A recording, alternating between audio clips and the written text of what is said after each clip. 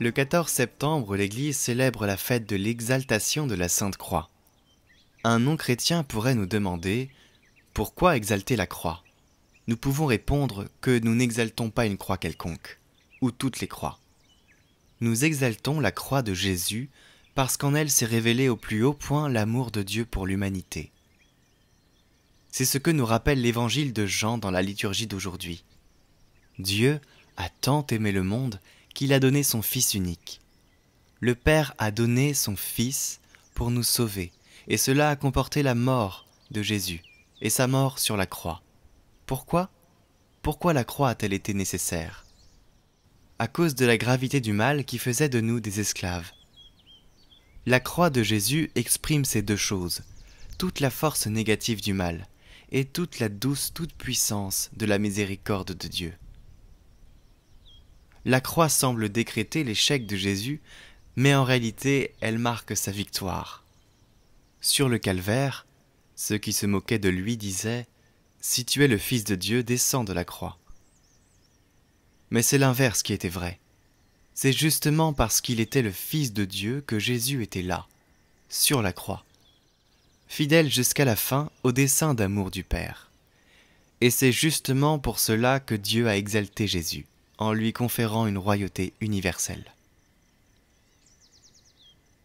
Et quand nous tournons notre regard vers la croix où Jésus a été cloué, nous contemplons le signe de l'amour infini de Dieu pour chacun de nous, et la racine de notre salut.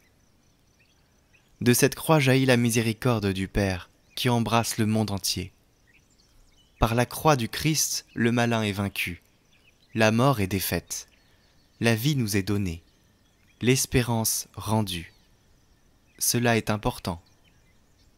Par la croix du Christ, l'espérance nous est rendue. La croix de Jésus est notre unique espérance véritable. Voilà pourquoi l'Église exalte la Sainte Croix. Et voilà pourquoi nous, chrétiens, nous bénissons avec le signe de croix. C'est-à-dire que nous n'exaltons pas les croix, mais la croix glorieuse de Jésus, signe de l'amour immense de Dieu, signe de notre salut et de notre chemin vers la résurrection. Telle est notre espérance. Et quand nous contemplons et que nous célébrons la Sainte Croix, nous pensons avec émotion à nos nombreux frères et sœurs qui sont persécutés et tués à cause de leur fidélité au Christ. C'est ce qui arrive en particulier là où la liberté religieuse n'est pas encore garantie ou pleinement réalisée.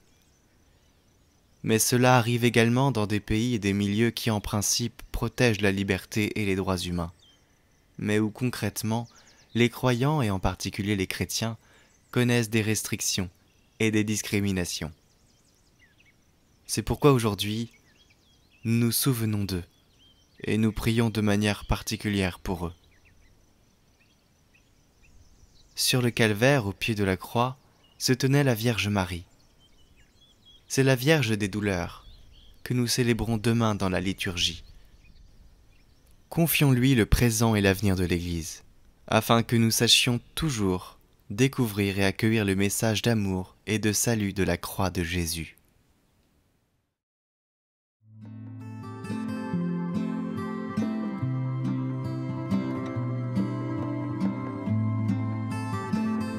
Écoutez la parole du jour, chaque jour sur Catoglade.